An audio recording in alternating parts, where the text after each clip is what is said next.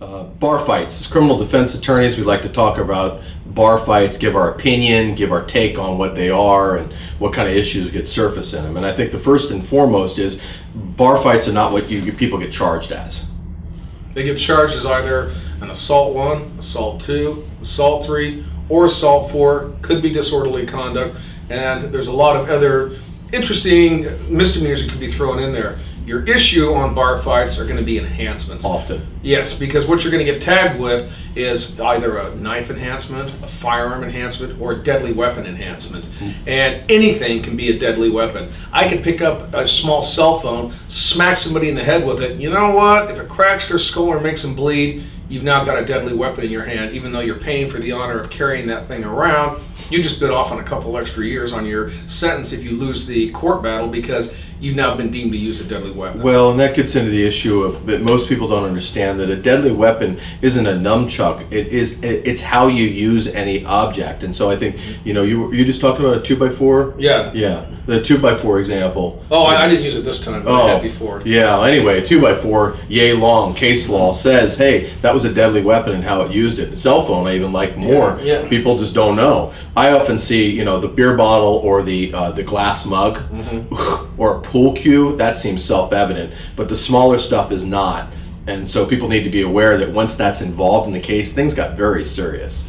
One thing you got to address immediately, based on the fact that the city doesn't have money, the county doesn't have money, and the state really doesn't have money. So the time lag between when something starts and you get arrested versus when it's actually going to hit the court, it can be anywhere from 3 months, 6 months, 9 months. If it's a misdemeanor, they've got up to 24 months to bring charges. 2 years down the road, all of a sudden you get a piece of paper saying, hey, you got an arraignment. You need to be ready to go in there and say, whoa, this isn't going to happen. Well, and that's not as frequent now because there is, when they do that, if you can prove how that has negatively affected your case, you actually have a good foundation for an argument of why the case should be dismissed. So it doesn't, the misdemeanors doesn't get out that far, but I think the bigger issue is now, because of those delays, we have a longer period of time to engage in the investigation process. Right. An investigation is very important in these cases because that's where we can get a hold of the witnesses. What you need to do, if you have been arrested on a bar fight situation,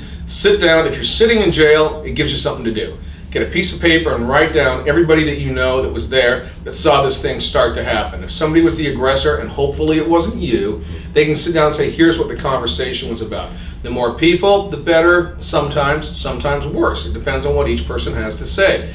Did anybody see you try to get out of there before the first punch was thrown? Who threw the first punch? That's usually a huge issue here. Because if you got some, 6'7" lumberjack in there that cracks you first, you're like, well, that wasn't very cool. And you turn around and pop him, he's going to say, oh, poor defenseless me. And you're like, dude, you could step on me like a bug and ruin me. Well, that's the awful thing at bar fights is that when you leave and the cops show up, they're going to investigate and listen to the primary aggressor, the guy who started it, who said, it wasn't me, I didn't mean to do it, and his 5 buddies are going to back it. So you need to get evidence on your side of things. And even if you've left and you haven't been arrested, come talk to a lawyer immediately, because the officers may say that those statements they have are enough. They may not go the extra mile and double check to see whether there was video of the fight. They rarely will go the extra mile because if they think they've got a rock solid case, why waste the time? Yeah, and that's where it's good to get us on board because we'll get over there. A lot of bars nowadays, even the restaurants, have videos going. And so if you get popped on something,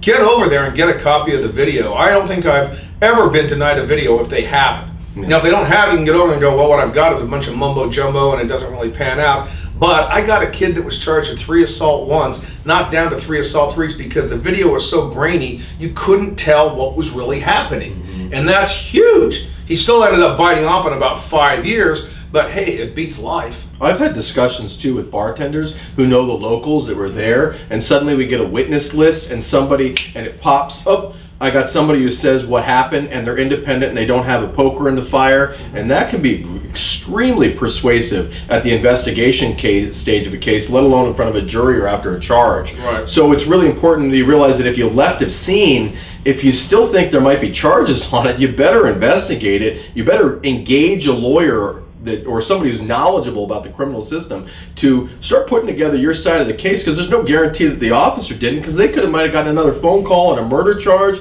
or something else. They got their witness statements and they're moving on to the next thing with all the best intentions. I mean, I have a lot of friends who are police officers. They're good guys, but they're gals, but they're busy. People. Yeah, and they're people. They're people. They're going to do what people do, which is move on to the next biggest target. If you have a situation where you've been involved in a bar fight, please get a hold of an attorney, because these are the hardest ones to defend, because a lot of times everybody involved is wasted, either drinking, drugs, a combination of both. And so we need to find out what happened as quickly as possible so we can protect you. And track down potential witnesses right away, or begin the mitigation game right up front. Yeah, if start hitting a prosecutor, and a year and a half down the road, they're going to go, oh, I remember this, let's just dump it.